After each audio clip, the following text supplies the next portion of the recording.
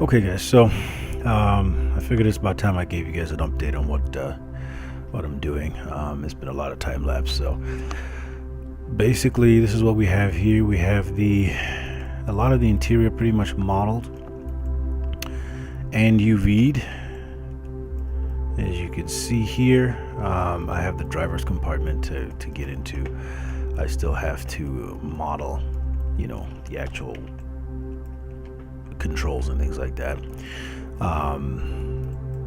What I'd been working on was the wheels, and that's kind of where I've been for a while here. Now, the problem that I've run into is that for this particular train, and I know I said at the beginning that I wasn't really trying to stick to any one design for the train, but what I found was that this type of train, which is it's a Canadian subway train, the TTC H6 or something like that. There seemed to be a lot of reference for that. I found a whole bunch of stuff like on this website right here. I mean, they have sites dedicated to this train, so that just made it easy for me to just go with this train because I did find a lot of reference. Now, the problem is that when I started to go for the wheels, reference on the wheels is very scarce, and I spent a lot of time on Google trying to get images, but there's really not too many close-ups of the wheels. And again, it's not really that important to get those wheels perfect. I found all kinds of other wheels. These are wheels from different types of trains in here. And when I did, like, I believe this is the correct wheels here, but I don't get them from as many angles as I would need to do them accurately. As you can see, it's a pretty complex object. So it's proving very difficult to find the reference that I need. But then on the other hand, it's not really important, right? Again, this train is not that big an object in this film that I'm working on, so it's not really that important that it have the exact correct wheels for the train and things like that. So what I have decided to do is just use different wheels, because it's even very likely that you probably won't even really see the wheels. So me spending days and days and days trying to work on these and get them right, especially with as little reference as I found for the wheels from multiple angles. A lot of the times it's sort of this looking down the wheels this way. As you can see, even this image is looking there. I don't find too many side shots. I found some of these, there's just not enough reference on Google, and it's not worth the delay that it's causing, and it's already caused me a lot of delay. I've kind of been stuck on these wheels trying to find reference, and I kind of got carried away with that. I really should have just picked any wheels for any train and then just try to go with those, because again, it's not really that important. This is a very small part of the film. It's not a major set piece, and even if it was, it doesn't really matter. You could just mix and match parts from different trains. The only person that's going to know is you and maybe some train enthusiasts or engineers. People who are really into trains might notice that, and those wheels don't look right on that train. Again, it's not important. Now, if I was trying to do a demo reel piece where I needed it to be accurate just to show that I could model something that accurately, then maybe I might take the time to do it. But for this, being that most of the action is going to be happening on the inside of the train, we may have we'll have a few shots from outside the train, but we're not going to get close up on any the wheels and all this stuff. So it really does not matter what kind of wheels I'm going to put on there. So in the interest of speed and not getting delayed any longer, what I've decided to do is that instead of really continue to try to work these wheels, what I've gone and done is I've gone to, where is it, this website here called grabcad.com. So it's a website where you can get CAD models of pretty much anything you want, really. And I've used this website before when I needed to make a rifle for a character, and I needed the lower receiver. And I just did a search here, and they had a CAD model. And the reason I like the CAD models is that they tend to be pretty accurate. Now that depends on the artist and what they're doing, because you can see this little toy train here is not really anything special. But some of these things here, like you can see right here, I mean there's some accuracy going on here because they're using engineering software. So CAD software is the engineering 3D software that engineers will actually use, that is designed to measure things perfectly and cut things the way they need to be cut. Whereas Maya, on the other hand, is not really that concerned with super accuracy. It's just about making things look good. But with CAD software, it is more,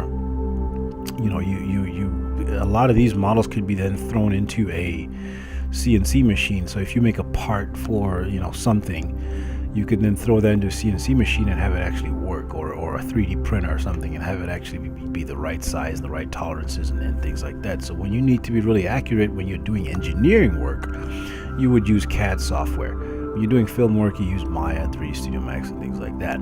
So I came on this website here, GrabCAD, it's called.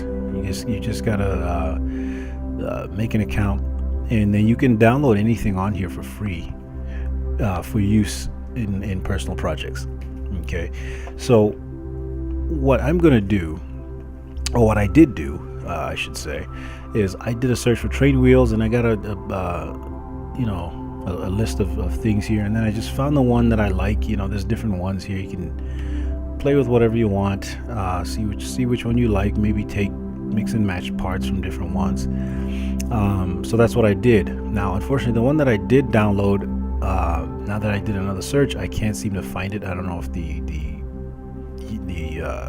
creator of it has removed it from the website, but I can't seem to find it. But there are other things in here that you might be able to use if you wanted to do this. Now, the problem that you might find is that a lot of these files come as step files, or IGS files. Now, step and IGS, these are again CAD formats, which are meant for those engineering programs. So they have to be converted before you can, import them into like Maya. And Maya does not accept step files. Luckily for me, 3D Studio Max does. So this, and you can see it's pretty heavy here. So it might be a little laggy. Unfortunately, my computer is not. It's pretty old. So this is what I downloaded here. Okay, so this is just train wheels. Again, I don't care that they're not accurate to the train that I modeled. These might not even be subway train wheels. I don't know. I don't care. It's not important. I like the visual detail. If you want to do more realistic stuff, the key to make it look good is having a lot of visual detail there, to give it that nice sort of technical look. And I like what's going on here. I like the springs and everything here, so I figured I'd just use this. Now, the problem with using this is, as you can see, it's got 1.5 million polygons. Okay, this is the polygon that I got when I did an import. So basically, I went to File, Import, and again, I'm in 3D Studio Max 2019 in this case. I do an import, and these are the files here. It gave me two different files. They're pretty much the same thing.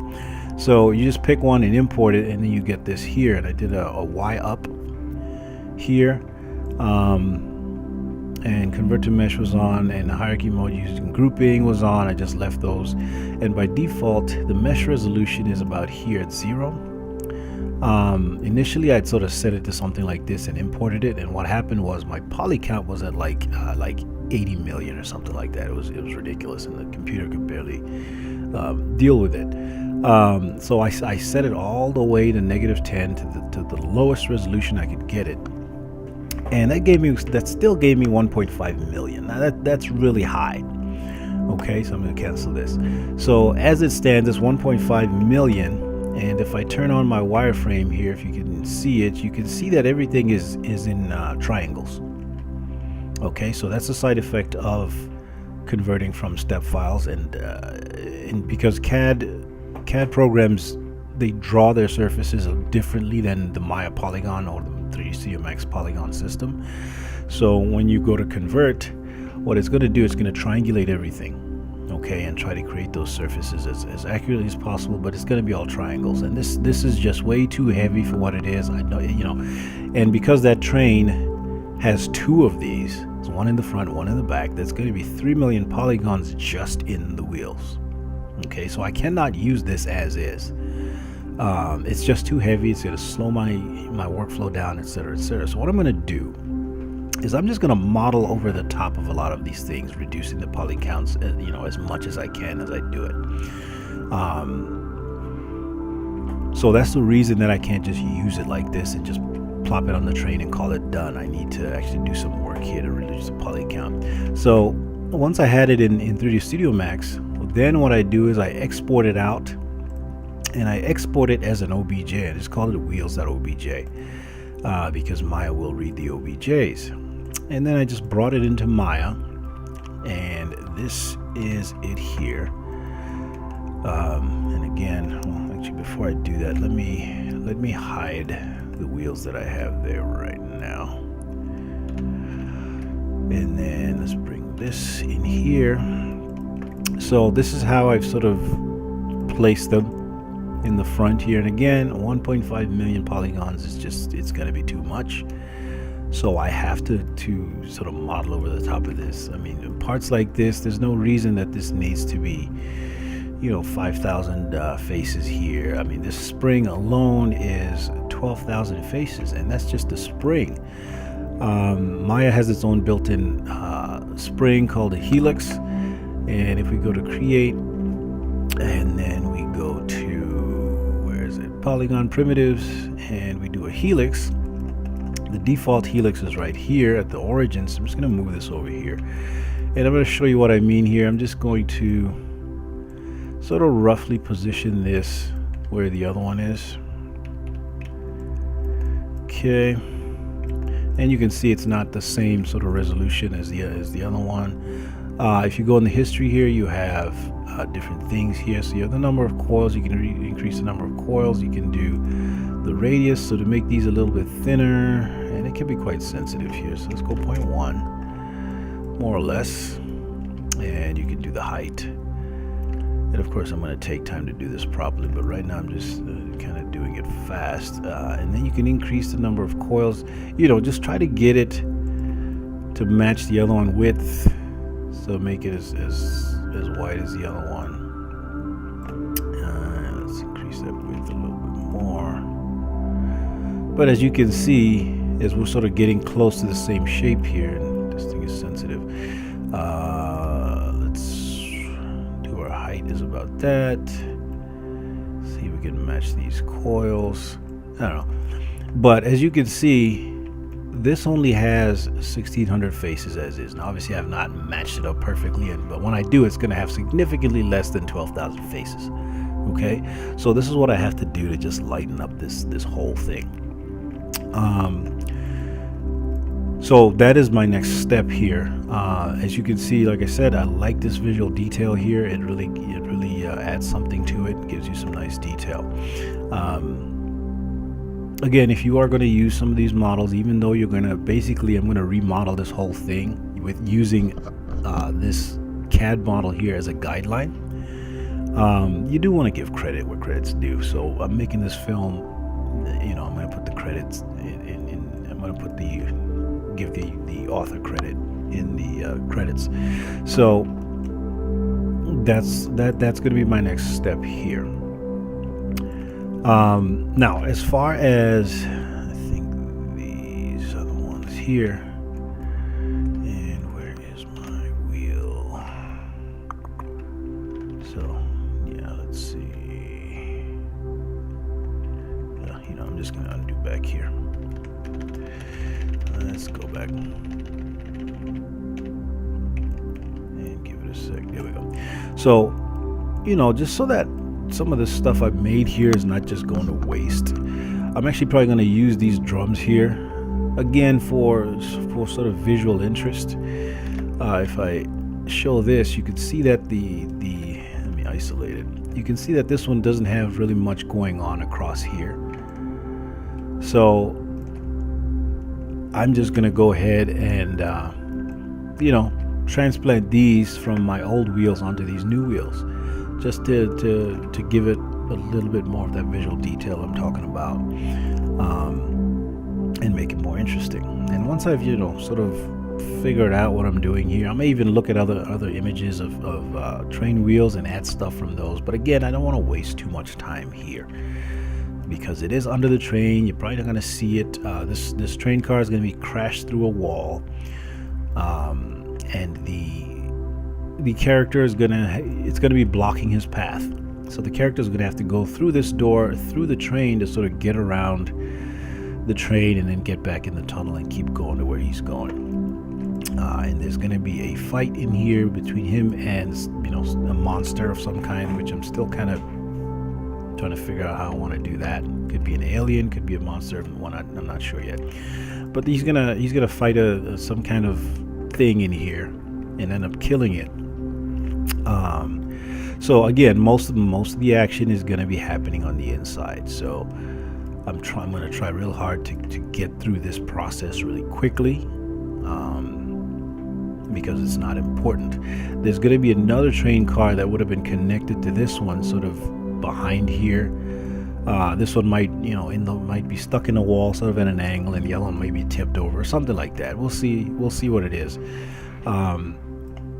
So that's another reason that I cannot use these wheels as they are at 1.5 million polygons, because there's going to be 2 on this train, so 3 million, and then 2 on the other train, so a total of 6 million polygons. And there may even be a third train, so it may go up to 9 million polygons just in wheels.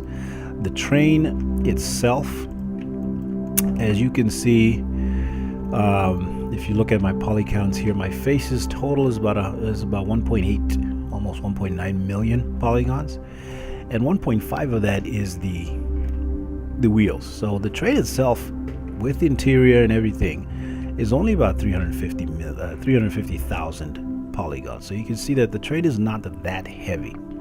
So it doesn't make sense to have 1.5 million polygon wheels. Now the train itself is modeled to where anything here can be smoothed. So when it especially like the windows, because you can see the way I modeled this, I wanted to keep it sort of low res. So you can see that there's some pretty significant faceting around the windows, but if I smooth them, they smooth out very well. In this section here and this section here, you can see that things round out nicely. But so it's modeled to be able to smooth. The wheels, though, I'm probably going to not model them to smooth, because again, they're going to be under the train. You're not really going to be able to see them. I mean, if you want to smooth them, they'll be able to smooth, but I think in the final thing, they likely won't be smoothed. So that's going to help with final render poly counts, because once I smooth all the stuff that needs to be smooth in the train itself, now the poly counts are going to go up. Every time you smooth something, the poly count of that object goes up by 4. So you multiply the polygons by 4. So if I unsmooth them, you just isolate these windows right here.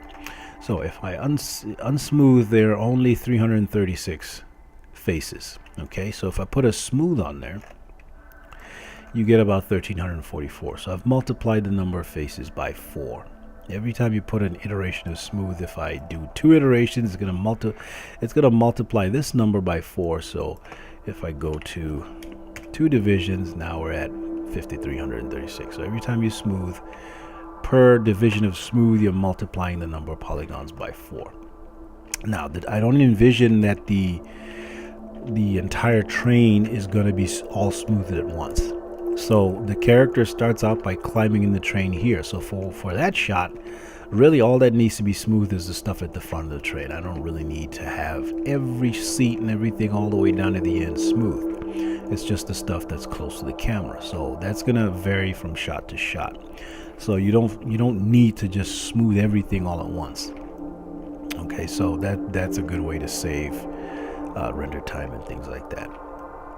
Okay, so that is where I'm at right now.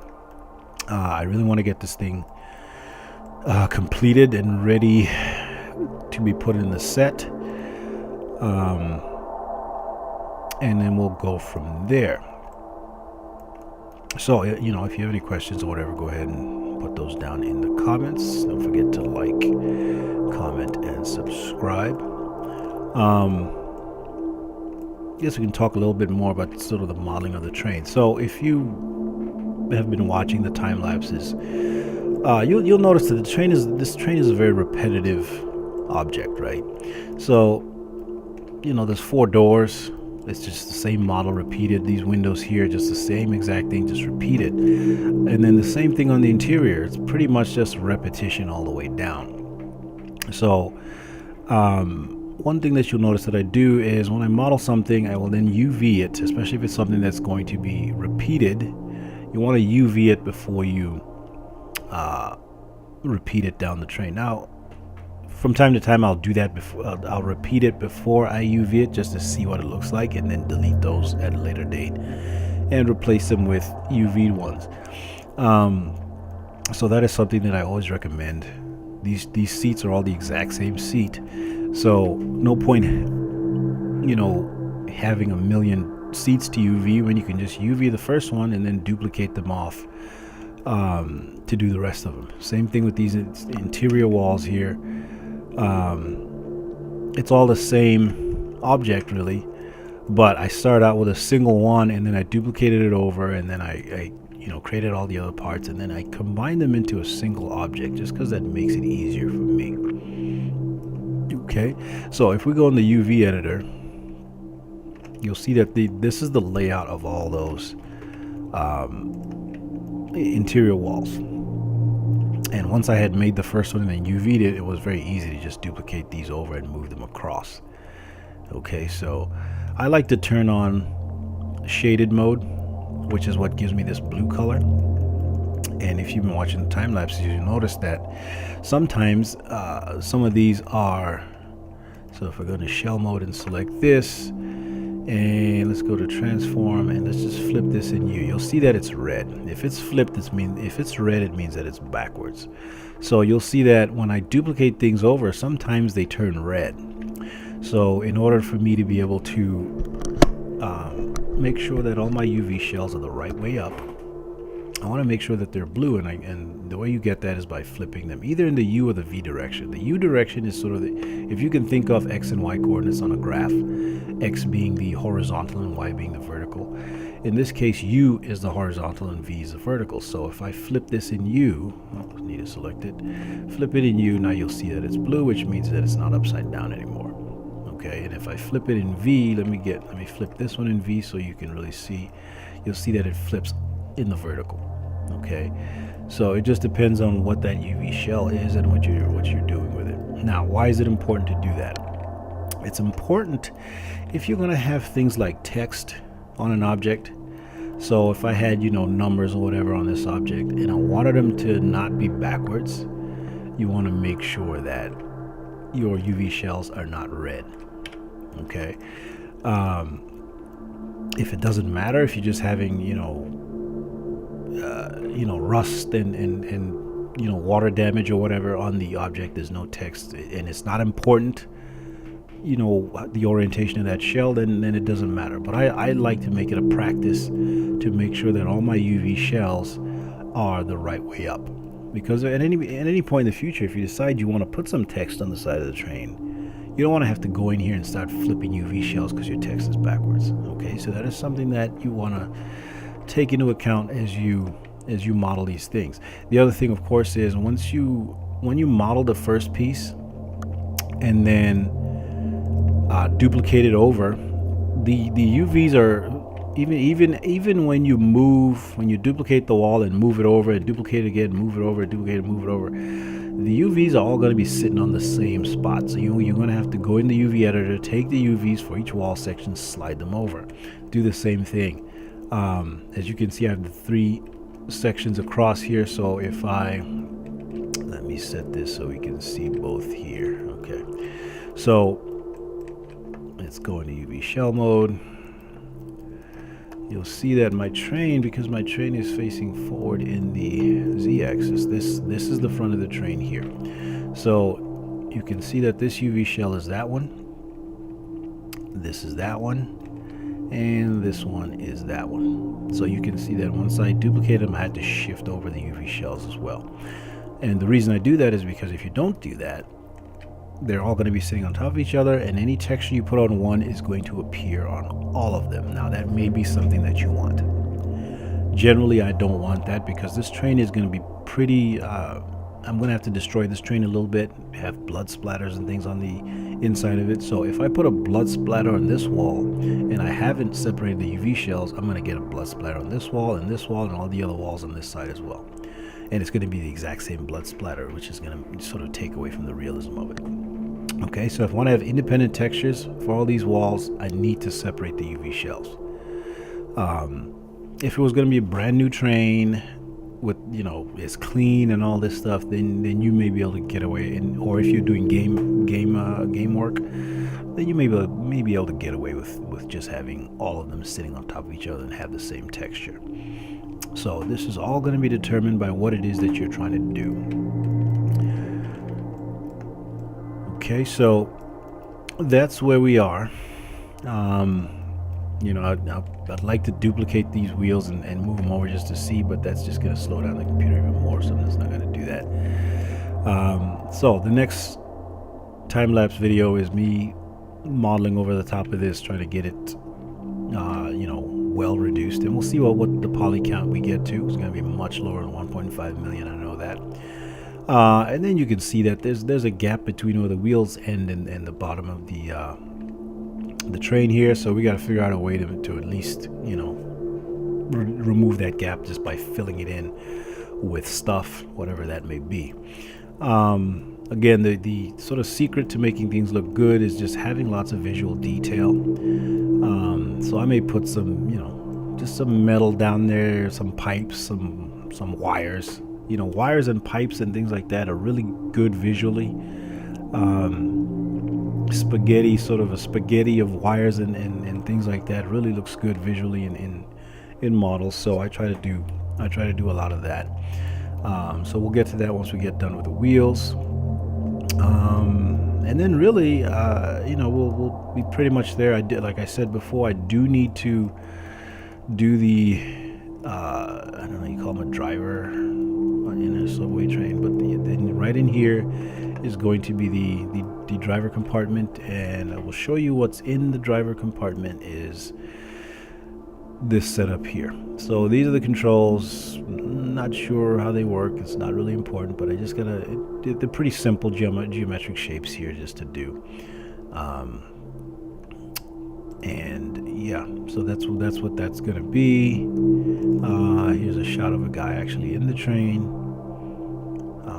So I'm gonna do that real quick and try to get that done. Now, as far as actually doing the textures, what I'm thinking that I'm probably gonna do is just hold off on that till later. Now, one of the reasons that I'm doing that is because I'm trying to learn Substance Painter and Substance Designer right now, and so I'd like to hold off on doing the texture work until I'm sort of better at that stuff. Because I could go into Photoshop, but from what I've seen of the Substance products is they make things so much easier. If you want to do sort of worn metal and things like that, rusted metal, they have algorithms that will just sort of do that and help you get those results a lot faster. So, and that is now the industry standard. So I want to get more acquainted with that. So I'm going to hold off on that. Plus, I'd like to sort of start on animation as soon as possible, and I can do that without having any textures done. I'm still quite a ways from doing animation, but it'd be nice to at least get this sort of set up in its final orientation in the for the film, sort of in the set, sort of crash through a wall, maybe all tilted to one side. I got to do some damage to it and things like that, and then do the textures at that point. Which is why, if you noticed, those walls that I just showed you in the UV editor, they were not, and neither are these here, they're not inside the 0 to 1 square here, which is where all the UV shells have to be for me to be able to texture them correctly, because this is not going to work. Right now they're just sort of laid out